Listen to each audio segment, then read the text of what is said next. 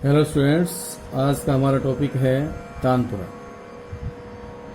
तानपुरा क्या है, तानपुरे का इतिहास, मिलाने की विधि व अंगों का वर्णन। आज के इस वीडियो में हम चर्चा करेंगे, इन पॉइंट्स पर ही चर्चा करेंगे। तानपुरा क्या है? तानपुरा एक महत्वपूर्ण वाद्य यंत्र माना जाता है। शास्त्रीय संगीत में तानपुरे को उच्च स्थान प्राप्त है। इसका प्रयोग संगीत में स्वर देने के लिए किया जाता है। गायक इसके स्वरों की झनकार के सहारे अपना गायन करता है। लगातार होने वाली झनकार से गायक को यह पता चलता रहता है कि उसकी स्वाभाविक आवाज़ कौन सी है। तानपुरे पर अपना गायन करने वाला व्यक्ति कभी भी बेसुरा नहीं हो सकता। शास्त्रीय संगीत में इतने महत्व के कारण तानपुरे को भारतीय संगीत का मूल आधार माना जाता है। तानपुरा का उच्च स्थान प्राप्त है। तानपुरा स्वर देने के लिए प्रयोग किया जाता है। इसकी झनकार के सारे ही गायक अपनी गायकी गा सकता है। और तानपुरे का जिसका रियाज है वो संगीतज्ञ कलाकार कभी बेसुरा नहीं हो सकता। और इसको इतना महत्व है भारतीय संगीत में, इतना महत्व होने के कारण तानपुरे को भारतीय संगीत का मूल आधार माना जाता है। अब तानपुरे के इतिहास के विषय में बात करेंगे। मार्गीय संगीत को जानने तथा प्रस्तुत करने वाली जाति, एक जाति का नाम है गांधार। मार्गीय संगीत और देसी संगीत दो प्रकार का संगीत है। तो मार्गीय संगीत को जानने वाले और प्रस्तुत करने वाली जाति गांधार जाति है। गांधार जाति की दो नाम है, नारद और तुमरू। नारद तथा तुमरू दो गांधार थे जिन्होंने गायन कला में प्रवीणता प्राप्त की। नारद जी का संबंध जो है महती वीणा से है। महती वीणा से है। और जिसे हम एक तारा कहते हैं। अनेक विद्वानों का कहना है कि महती वीणा है,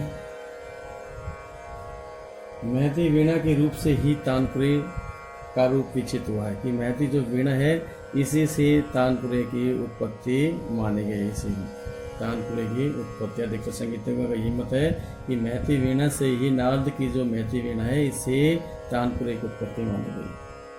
तानपुरे का विकास हुआ, विकसित हुआ।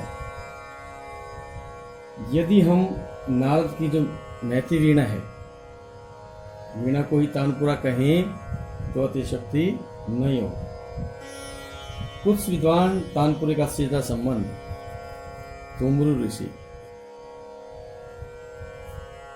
तानपुरे का तुमरू नामक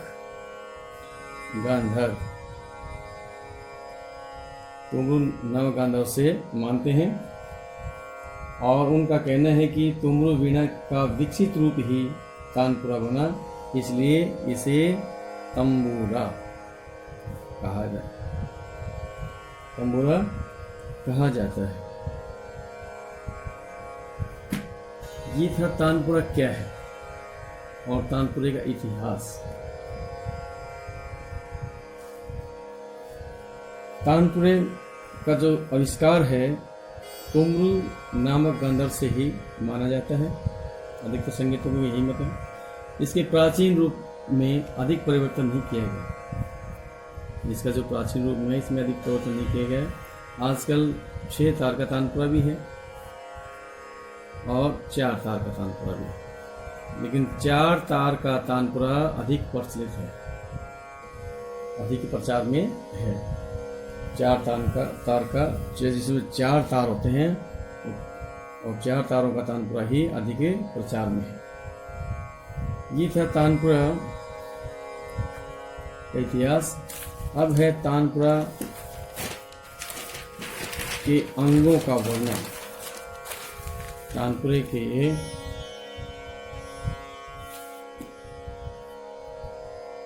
अंगों का वर्णन।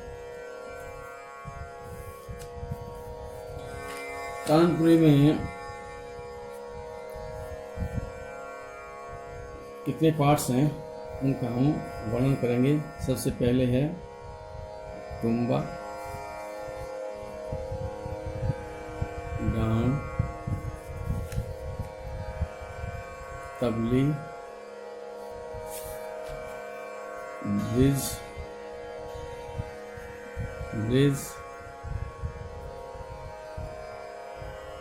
अथवा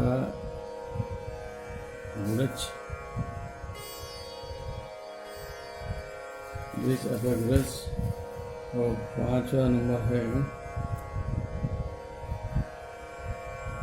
सूत अथवा धागा। नेक्स्ट है कील अथवा लंगोट, कील अथवा लंगोट। नेक्स्ट है गुल अथवा गुल्लू। 8 है नंबर है अट्टी, और 9 नंबर है अट्टी के बाद तार गहन। तार गहन। नेक्स्ट है 10। इसमें कितनी कुटियाँ होती हैं, कुटियाँ। और नेक्स्ट तार।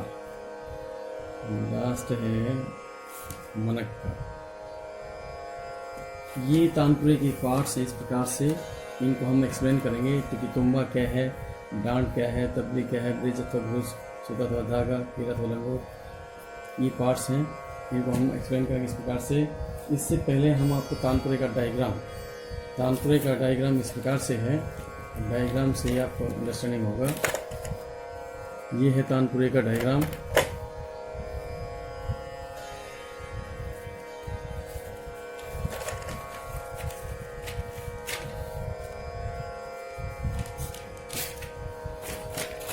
ये है तानपुरे का डायग्राम इस प्रकार से। ये देखिए, सबसे पहले है तुम्बा। सबसे पहले ये तुम्बा है, ये है तुम्बा, जो गोलाकार जो भी है ये तुम्बा है। ये एक विशेष प्रकार की लौकी का बना होता है। ये जो तुम्बा है लौकी का बना होता है, यहाँ से, जो कि गोलाकार होता है, गोलाकार का होता है, गोलाकार का ही तुम्बा। इसको बनाते समय लौकी को अंदर से खोखला कर दिया जाता है। जो भी घी है लौकी है, इसको अंदर से खोखला कर दिया जाता है ताकि तारों में झनकार उत्पन्न हो सके। यह डांड कहते हैं इसे, ये यहाँ से और यहाँ तक ये पार्ट से डांड कहते हैं इसे। और जिस डांड के निचले भाग से जोड़ा जाता है। ये है डांड का निचला भाग, जो ये है इसे ये जुड़ा होता है, इसे हम कहते हैं तुम्बा। नेक्स्ट है डांड, ये है यहाँ से और यहाँ तक, ये है डांड। इस प्रकार से ये यहाँ से यहाँ तक, यह तानपुरे का महत्वपूर्ण भाग माना जाता है। बहुत ही महत्वपूर्ण भाग है। यह लकड़ी से बना होता है, ये लकड़ी का ही बना हुआ होता है, और अंदर से ये भी खोखला होता है। ये जो डांड है यहाँ से यहाँ तक, ये अंदर से ये भी खोखला होता है। इसके ऊपर से तार गुजर कर, ये तार हैं 4, इसमें तार हैं, गुजर करके इसमें ये खुटियाँ हैं, इन खुटियों तक जाते हैं। इसका फंक्शन ये है। नेक्स्ट है तबली। तबली ये है, तुम्बा है, तुम्बा को ढकने के लिए एक ढक्कन सा होता है यहाँ से यहाँ तक, इसे हम कहते हैं तबले। तुम्बे को ढकने के लिए एक ढक्कन होता है, लकड़ी का बना होता है, इसके ऊपर से तानपुरे के तार बांधे जाते हैं इस प्रकार से यहाँ से, और तानपुरे के तार इसके ऊपर से गुजरते हैं, इसे हम तबली कहते हैं।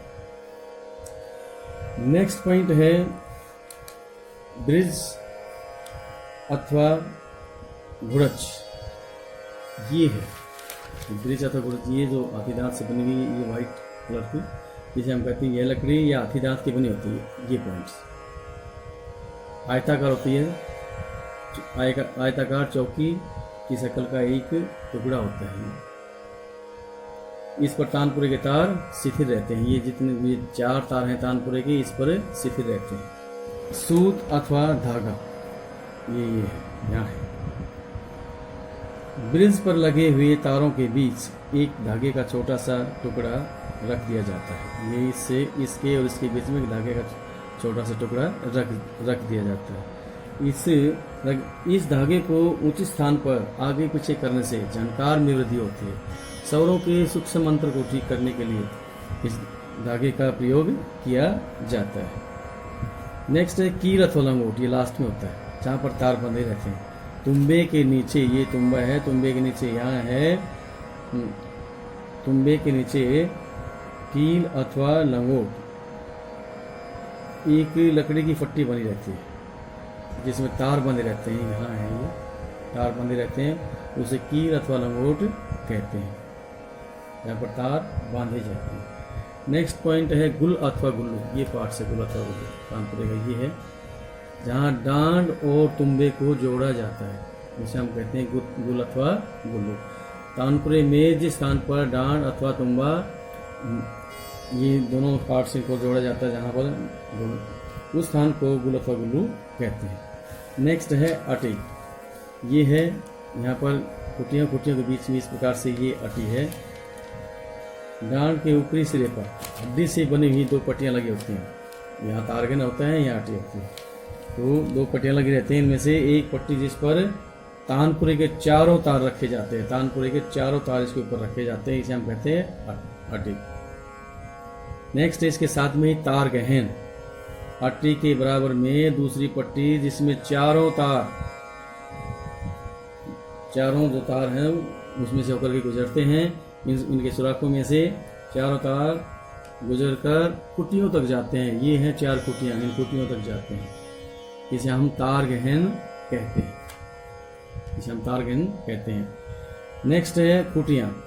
तानपुरे में ये 4 कुटियाँ होती हैं। तानपुरे में 4 कुटियाँ हैं। तानपुरे के तारों को बांधने के लिए डांड के ऊपर सिरे पर 4 कुटियाँ लगी रहती हैं। ये डांड है, डांड के ऊपरी सिरे पर देख लीजिए 4 कुटियाँ लगी रहती हैं। इन 4 कुटियों के माध्यम से तारों को ढीला या कसा जाता है, टाइट किया जाता है, टाइट यूज किया जाता है। नेक्स्ट है तार। तानपुरे में 4 तार होते हैं। कितने तार होते हैं? 4 तार होते हैं। यह तारों, ये जो 4 तार हैं स्वरों के आधार पर बने होते हैं। किस प्रकार से? पहला तार कौन से स्वर पर, अभी तानपुरा मिलाने की विधि बताएंगे, उसमें आपको बताएंगे किस तरह से। तानपुरे में तारों की संख्या 4 होती है। इनमें से 3 तार लोहे के होते हैं और चौथा तार जो होता है वो पीतल का। पुरुषों के तानपुरे में लगने वाले तार स्त्रियों के तानपुरे में लगने वाले तारों से मोटे होते हैं। लास्ट पॉइंट है मनक्का। ये लास्ट में ही है, यहाँ है ये ब्रिज और सूत और धागे के बीच में मोती मनके होते हैं। गुड़च अथवा कील के मध्य में, गुड़च अथवा ये कील अथवा लंगोट है, इसके मध्य में मोतियों की तरह 4 मनके लगाए जाते हैं।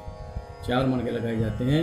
इन मनकों के माध्यम से तारों के स्वर झनकार में श्रुति अंतर ठीक किया जाता है। स्वरों के सूक्ष्म मंत्र को फाइन ट्यून के लिए इनका प्रयोग किया जाता है।